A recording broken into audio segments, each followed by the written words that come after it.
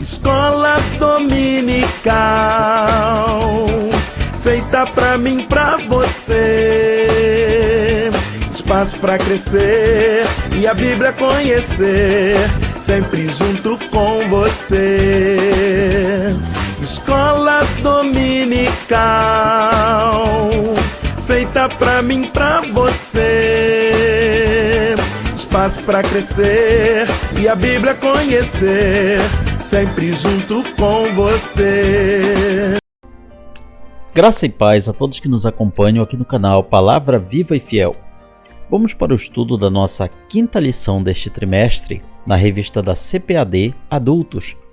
Nosso tema do trimestre: Corpo, Alma e Espírito, a restauração integral do ser humano para chegar à estatura completa de Cristo.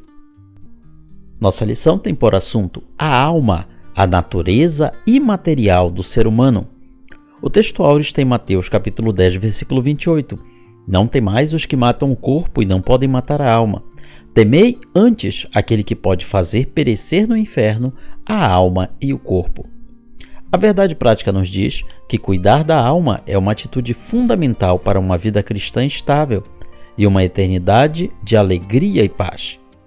Nossos hinos sugeridos são os de número 193, 432 e 578 da nossa harpa cristã. Antes de prosseguirmos, lembre de deixar o seu like, o seu curtir neste vídeo. Lembre também de compartilhar esta ministração com seus amigos, parentes e irmãos em Cristo, e assim você nos ajuda a espalhar a boa semente aos corações. Nossa leitura em classe começa em Gênesis capítulo 1, versículos 27 e 28. Criou Deus o homem à sua imagem.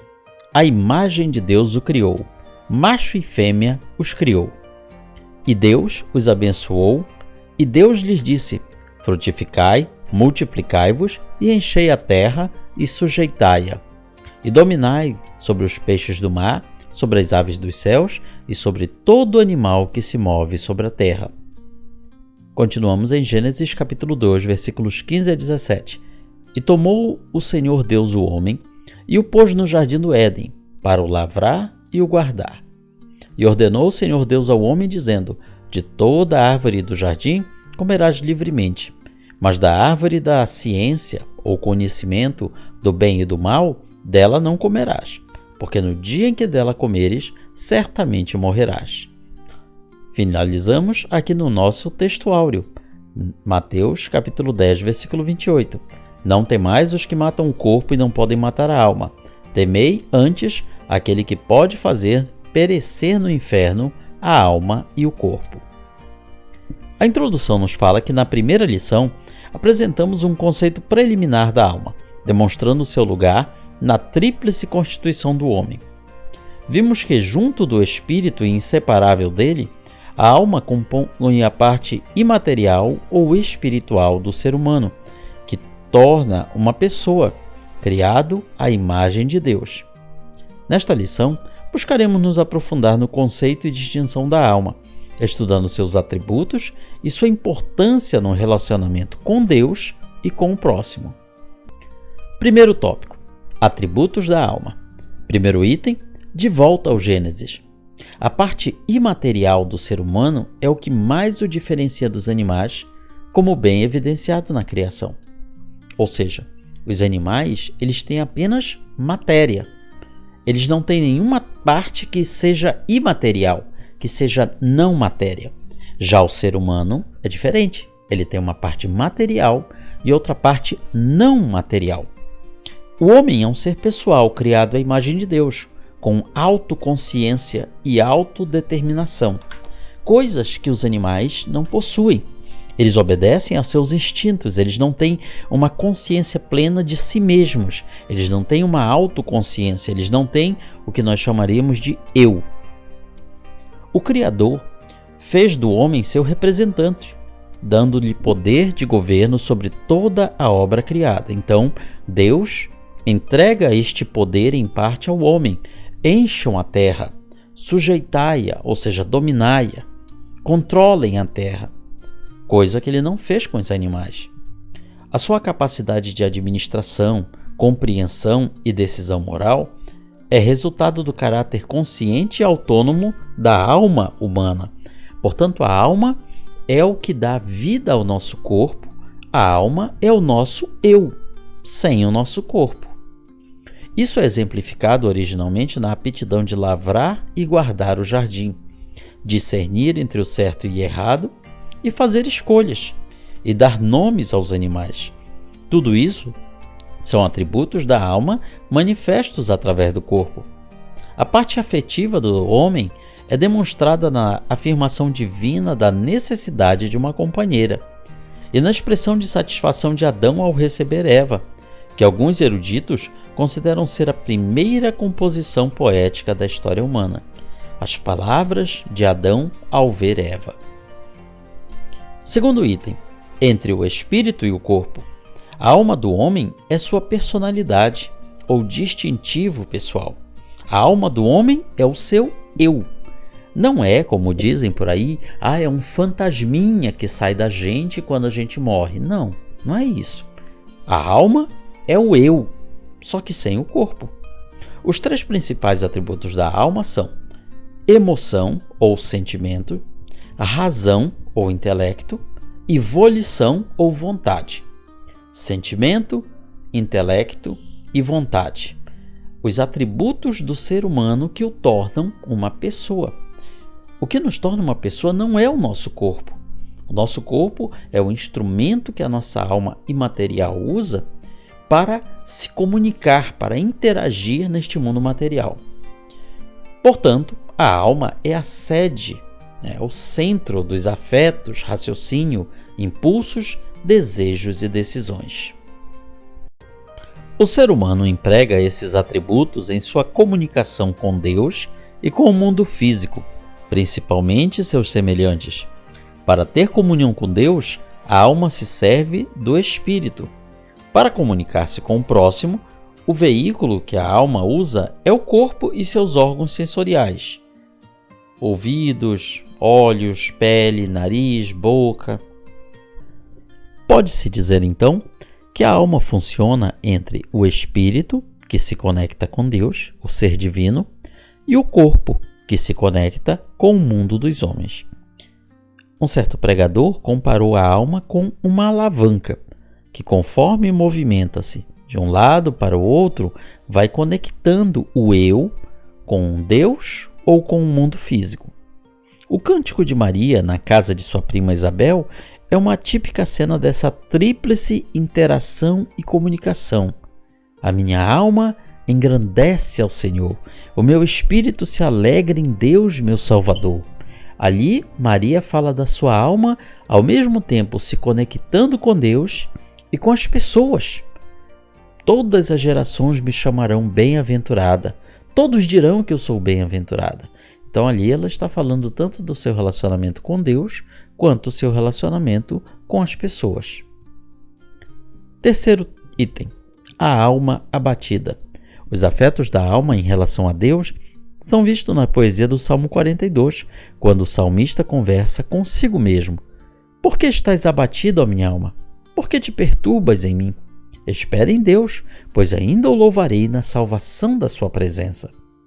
O contexto indica que o autor experimentava aflição espiritual e alguma crise em sua comunhão com Deus. Por isso, sua alma estava entristecida e suspirava.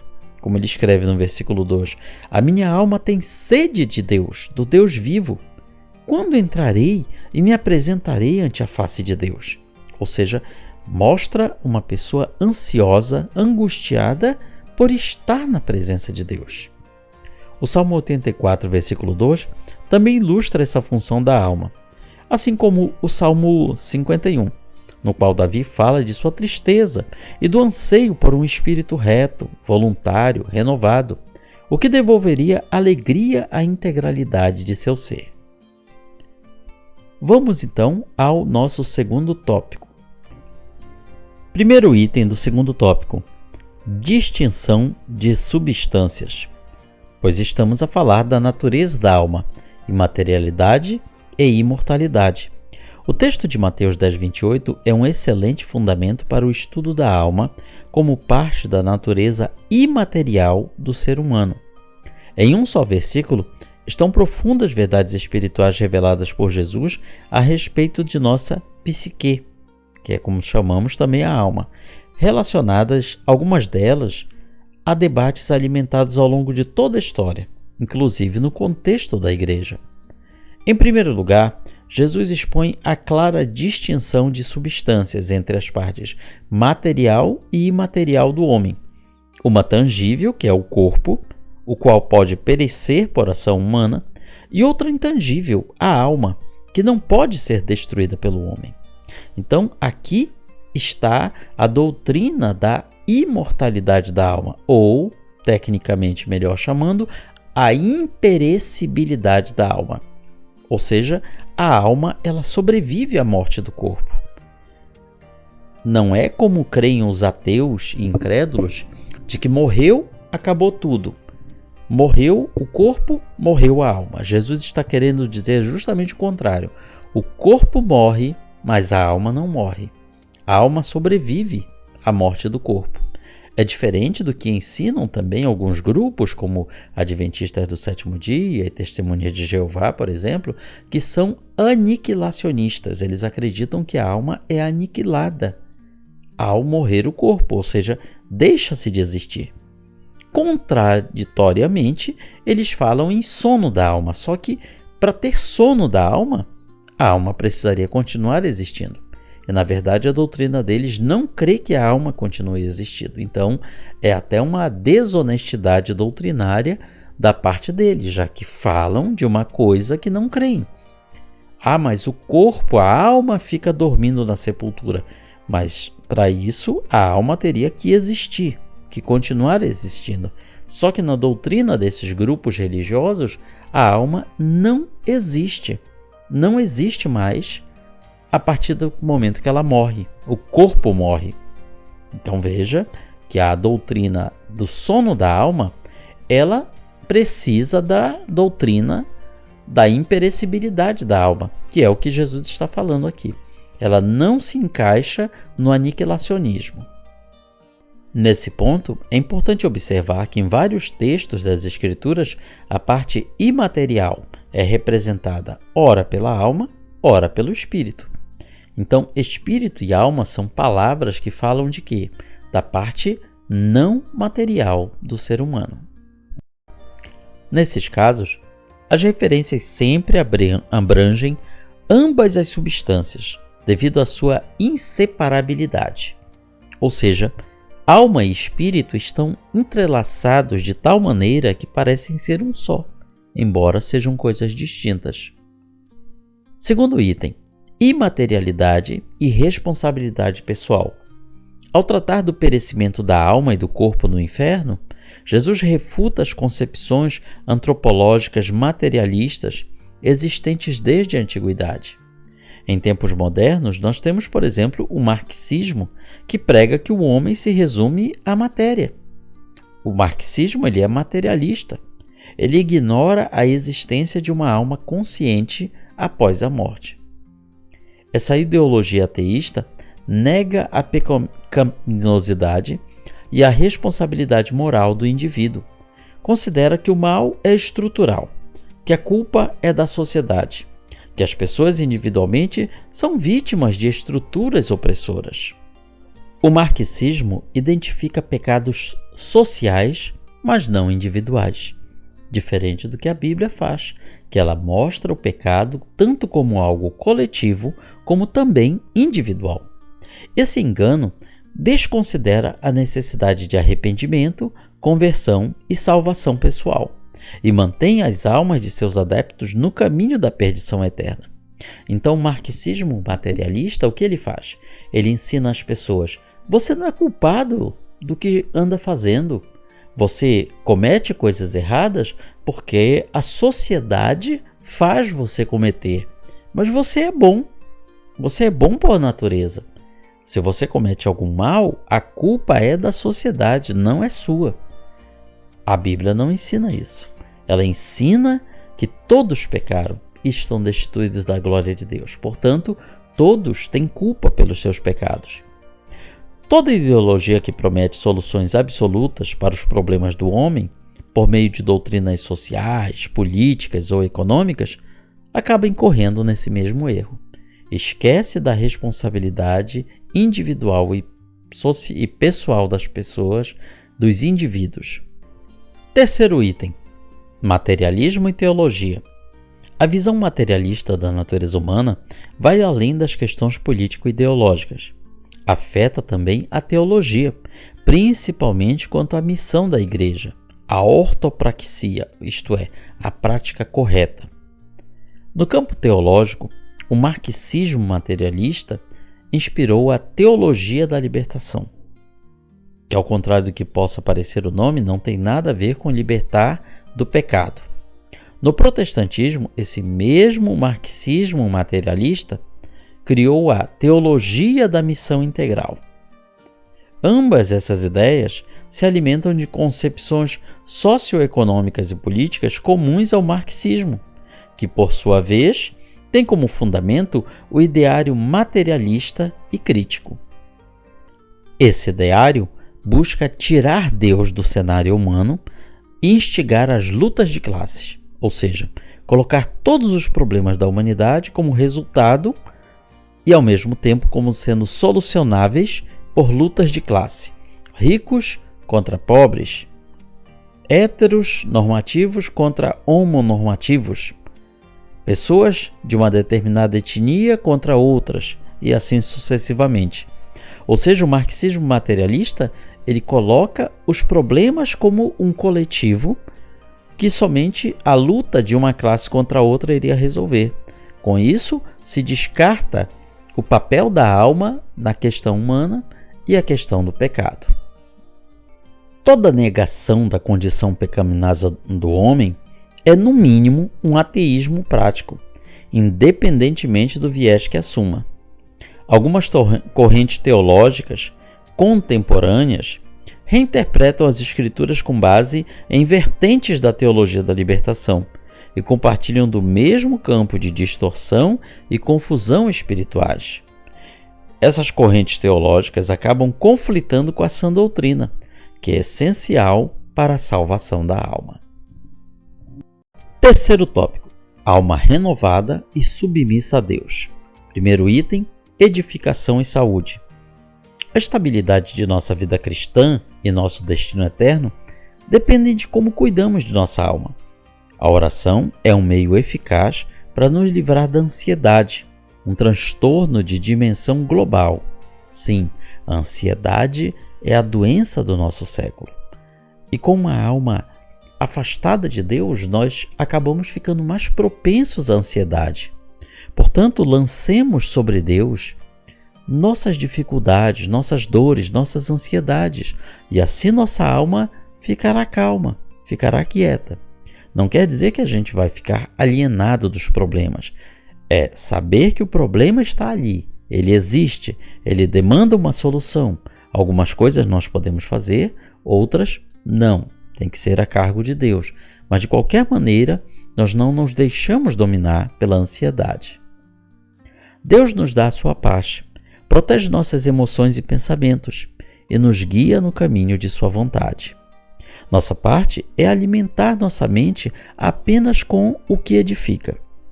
O que falamos, o que ouvimos, o que lemos, o que vemos. Nossos hábitos diários determinam a saúde de nossa alma. O que estamos colocando para dentro de nós?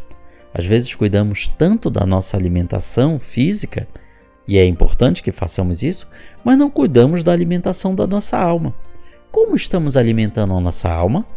Como estamos exercitando a nossa alma?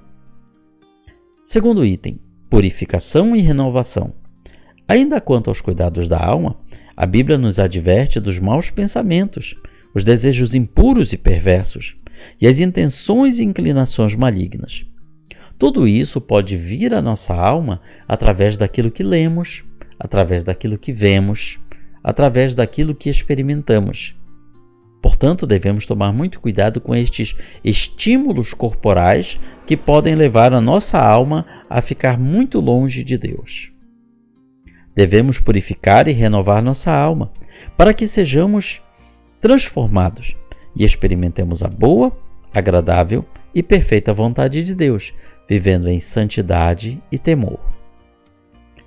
A conclusão nos diz que o cristão precisa viver em plena santificação, o que inclui a contínua rejeição de pensamentos, sentimentos e desejos pecaminosos, mantendo pura a sua alma.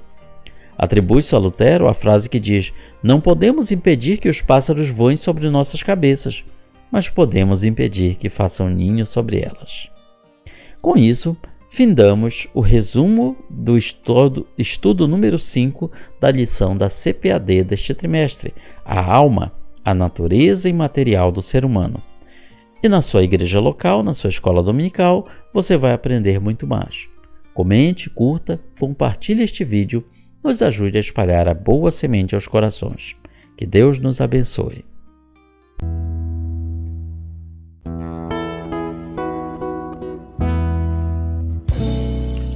Findou-se o tempo de estudo da escola dominical. Boa lição aprendemos do nosso Pai Celestial. Despede-nos, Jesus Cristo, em tua paz e amor, e nos concede para sempre o teu celeste favor. Aos visitantes e amigos agradecemos também. Que a paz de Deus reine em todos e até domingo que vem. E até domingo que vem. E até domingo que vem.